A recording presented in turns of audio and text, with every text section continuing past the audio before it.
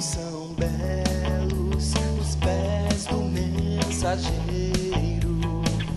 que anuncia a paz. Como são belos os pés do mensageiro que anuncia o Senhor.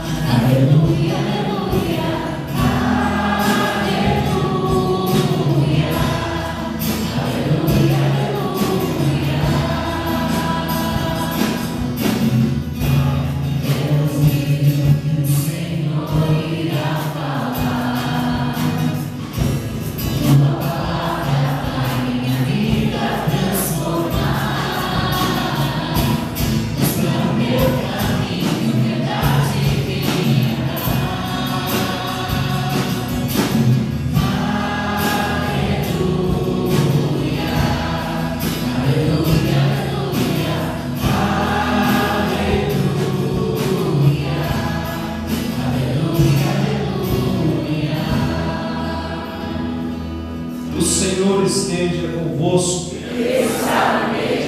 Proclamação do Evangelho de Jesus Cristo segundo Marcos. Glória a vós, Senhor.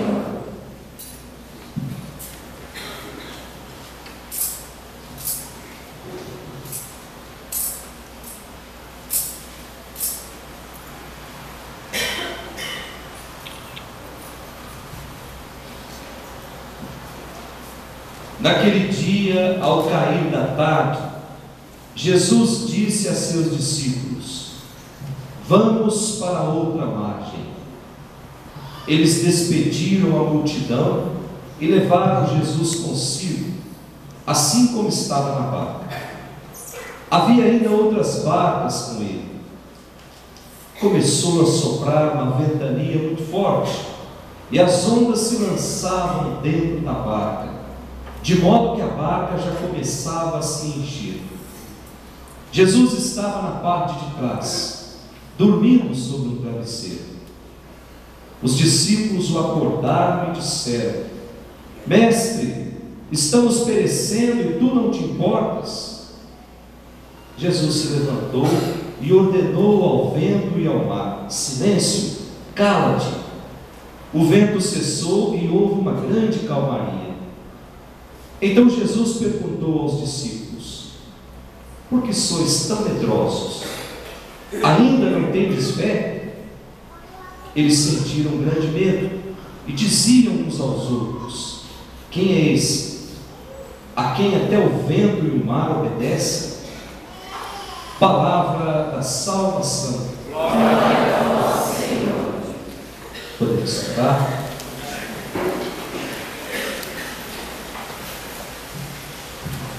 Caríssimos irmãos,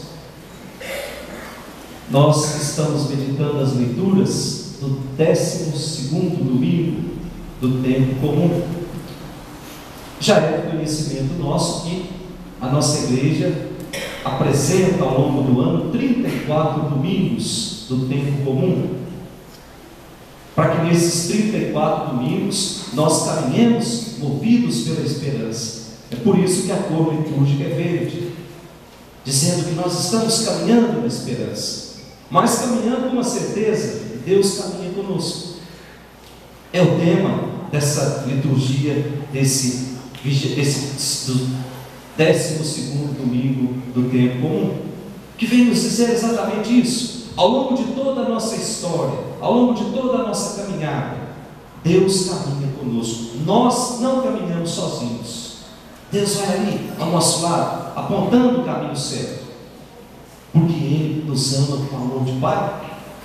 E esse amor perpassa nas 3 leituras que nós ouvimos hoje. Primeira leitura, livro de Jó, capítulo 38.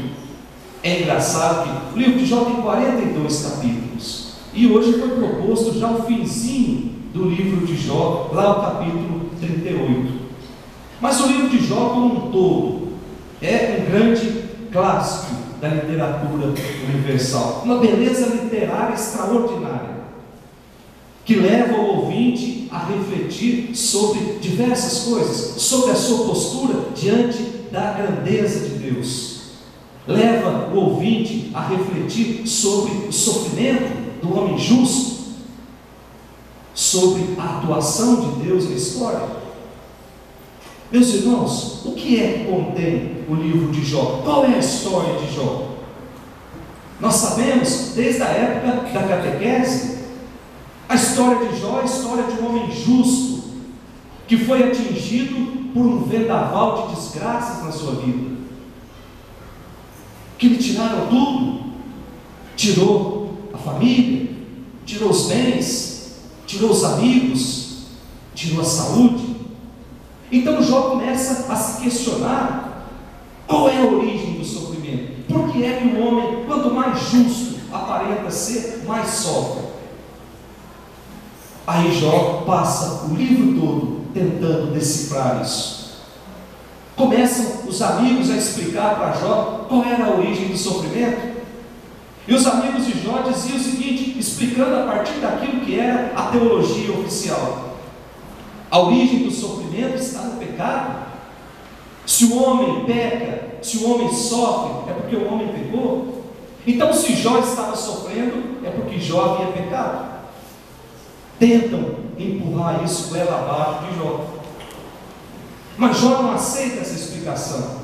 Jó não consegue olhar para Deus e enxergar um contador que fica lá somando as nossas obras boas e aquelas obras que não são tão boas, para depois retribuir de acordo com o que a gente fez. Jó não aceita essa imagem de Deus. Nós também não aceitamos essa imagem de Deus. Então, o que é que Jó faz? Jó vai perguntar diretamente para Deus. Jó apresenta a Deus a sua revolta, apresenta a Deus as suas queixas, o seu inconformismo. E da metade do livro para frente, nós vemos Deus explicando para Jó, Deus discutindo com Jó, Deus colocando Jó no seu devido lugar, lugar de criatura, Deus mostrando para Jó como ele conhece o coração do homem, como Deus conhece as preocupações do homem. Deus mostra para Jó o seu grande amor para com cada ser criado. Ele diz: olha aí, Jó, coloque-se no lugar de criatura. Você não é o Criador. Ocupe o seu lugar de criatura. Não tente compreender os desígnios de Deus, porque esses desígnios ultrapassam infinitamente a capacidade de compreensão e de entendimento de qualquer ser criado. Ou seja, os planos de Deus não são para serem compreendidos, são para serem absorvidos na nossa vida. Então Jó compreende o seu lugar e reconhece que ele não consegue decifrar os planos de Deus, e entrega-se totalmente nas mãos de Deus, com humildade, com confiança. O trecho que nós lemos hoje na primeira leitura, embora pequeno, tirado do finzinho do livro, está dentro daquela resposta que Deus dá para Jó quando é questionado. Deus tenta mostrar como Jó é insensato. Sabe, gente, nós vivemos uma inquietação muito grande na nossa vida. Do outro lado do mundo, a inquietação é com relação ao terrorismo. Do lado de cá, a nossa inquietação, muitas vezes com a falta de segurança, com a corrupção que corrói os nossos pés. Nós vivemos essa inquietação. Às vezes nós sentimos impotentes diante de tudo isso, e temos a tentação de questionar Deus, ou até mesmo de tentar dar a receita para Deus. Por que é que Deus não acaba com todos os bandidos, com todos os corruptos, e a gente começa a viver em paz? Nós temos essa tentação de querer ditar a nossa proposta para Deus, de querer que Deus haja de acordo com a nossa vontade. E o livro de Jó vem nos dizer que a lógica de Deus ela é diferente, em nada se parece com a lógica humana.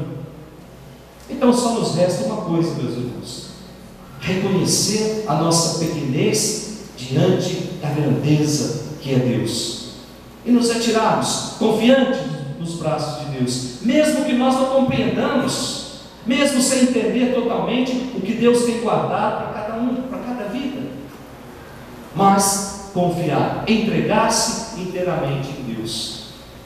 Depois da nossa segunda leitura, a carta de São Paulo aos Coríntios, é o terceiro domingo que nós estamos lendo essa carta. Então, para a gente só não perder o contexto histórico, de uma maneira muito rápida, Paulo adverte alguns membros da comunidade, viaja para a Ásia, e aqueles membros que Paulo havia puxado a orelha começam a difamar Paulo na ausência dele. E quando Paulo fica sabendo, Paulo volta, tem uma briga muito grande e abandona a comunidade de Corinto e vai para Éfeso.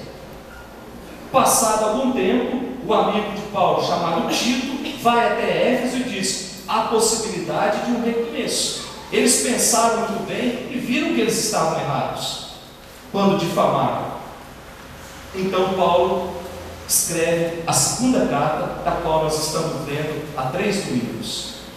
E qual é o contexto dessa segunda, ou melhor, qual é a ideia principal dessa segunda carta? Dizer que nós temos um encontro marcado no céu. Nós estamos caminhando nessa terra, mas com os olhos voltados para o céu. E ele dizia 2 domingos atrás: fixemos os nossos olhos nas coisas que são eternas, o céu. Domingo passado ele dizia: porque nós somos peregrinos nesse mundo, nós estamos caminhando, então não faz sentido, se nós estamos caminhando com uma única meta, que é o céu, por que é que eu preciso ser diferente do outro? Por que é que eu preciso tentar rebaixar o outro, muitas vezes com a fofoca, com o pré-julgamento das coisas, com o meu ar de superioridade em cima do outro? Se nós temos um encontro marcado no céu, isso não faz sentido. Isso não é ter a marca do eterno na nossa vida. Cristão que não aponta os seus olhos para o céu, cristão que não reconhece que o outro está caminhando comigo para o céu, é cristão que não tem o selo do eterno na sua vida, que não tem a marca da vitória. Por isso, São Paulo hoje continua essa segunda leitura dizendo: porque nós precisamos estar em Cristo. Quando a gente está em Cristo, nós somos uma nova criatura. Ele termina a segunda leitura dizendo isso. Primeiro ele fala bastante do amor de Cristo, e ele tem autoridade muito grande para falar do amor de Cristo, porque ele experimentou do amor de Cristo. E ele termina a carta dizendo: nós precisamos estar em Cristo. E quem está em Cristo se transforma numa nova criatura. Olha só a receita para saber se existe lealdade nas nossas amizades. Olha aqui a receita para saber se a pessoa de fato está em Cristo ou se ela usa somente uma máscara de bom cristão. Quem está em Cristo é uma nova criatura. Não mais busca as coisas do homem velho, não mais busca o pecado, não mais busca a ambição, não mais busca os vícios, não mais busca a pornografia. Quem está em Cristo é uma nova criatura. Então, se nós ainda estamos mergulhados em tudo isso, é porque nós ainda não estamos em Cristo. A nova criatura nasce a partir do momento que Cristo se faz presente dentro de cada um de nós. As coisas do mundo vão desaparecendo na medida que Cristo vai aparecendo, na medida em que as minhas obras, em que as minhas palavras, em que o meu comportamento revele Cristo para o mundo. São Paulo termina a segunda leitura dizendo isso. E depois nós temos o Evangelho de São Marcos, nos diz que Jesus sai de barca com os seus discípulos, e de repente Jesus diz assim: vamos para outra margem. O que é que Jesus quis dizer com isso? Vamos para outra margem. A margem em que eles estavam era o lugar onde os judeus acreditavam que seria salvo. A outra margem, do outro lado do mar da Galileia, era o lugar, era Damasco, a Filadélfia, onde existia um contato muito grande com o mundo pagão, então não eram puros, então estavam à margem da salvação. E de repente Jesus fala para os discípulos: vamos lá para o outro lado, dizendo assim: a salvação não é só para um grupinho de privilegiados, a salvação é oferecida por todos. A salvação, ela é um dom que Deus nos dá através de Cristo. Quer ser salvo, meu irmão? Faça opção por Jesus. Permita que Jesus entre na sua vida. Faça, reproduza os atos de Jesus, reproduza as palavras de Jesus. Cure como Jesus curou. Profetize. A salvação consiste em permitir que Jesus atue na minha vida.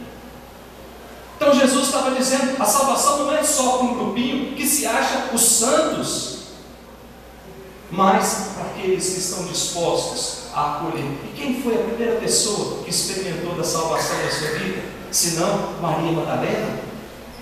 Tanto é verdade que foi a primeira que foi correr ao túmulo para levar perfume para Jesus quando naquela noite da paixão.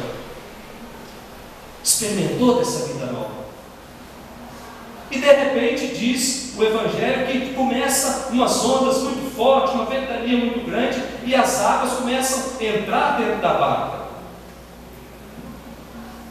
É o que diz o nosso Evangelho de hoje. Aí nós temos um dado interessante. Talvez as entrelinhas, elas dizem muito mais do que as linhas. O diálogo não foi só isso, gente. Imagina só a gritaria que foi dentro daquela barca. Quando perceberam que estava enchendo de água, o mar da Galileia tem 21 quilômetros, uma margem na outra. Imagina lá no meio e de repente começa as ondas a entrar lá dentro do barco e de repente Jesus dormindo. Eu acredito que Jesus estava roncando, porque estava com um travesseiro.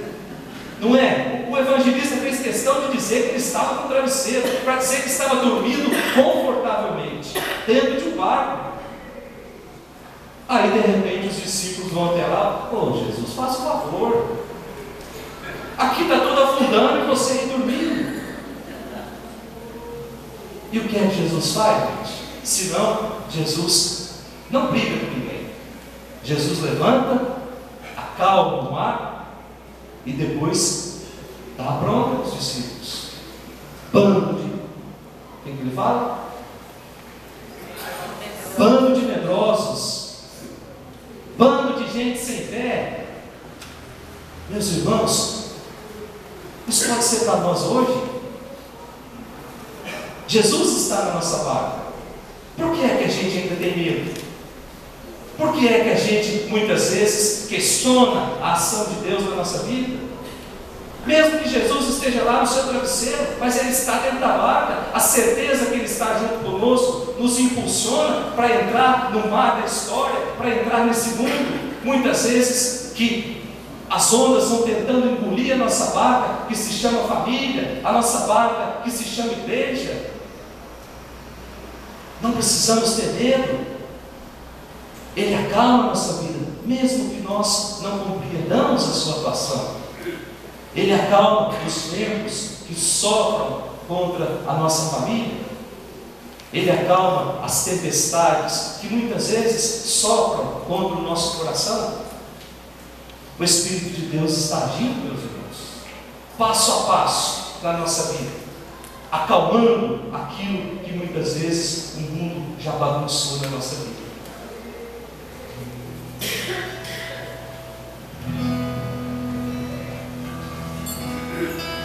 Eu sei, teu Espírito está agindo, passo a passo sei que encontrarei a vontade em minha vida. Rompe dentro em mim um amor inovador, sinto gosto em tua palavra.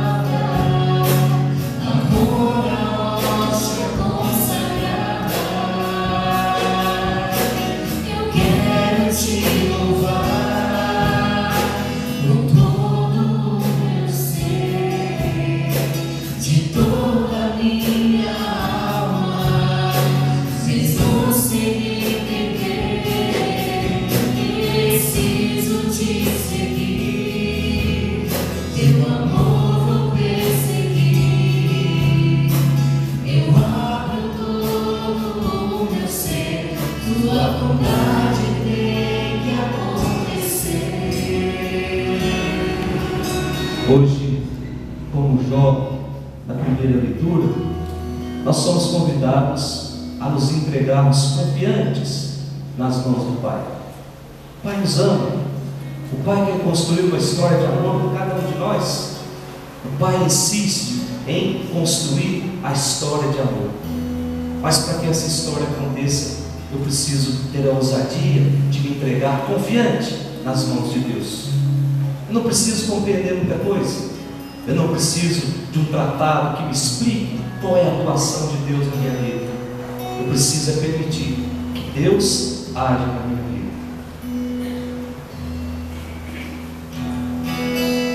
Eu quero te louvar com todo o meu ser, de toda a minha alma, mesmo sem entender. Preciso te seguir, teu amor vou perseguir. Eu abro todo o meu ser, tua vontade tem que acontecer. Senhor, fazei-me um instrumento de vossa paz. Onde houver ódio, que eu leve o amor. Onde houver ofensas, que eu leve o perdão. E onde houver discórdia, que eu leve a união. Onde houver dúvidas, que eu leve a fé.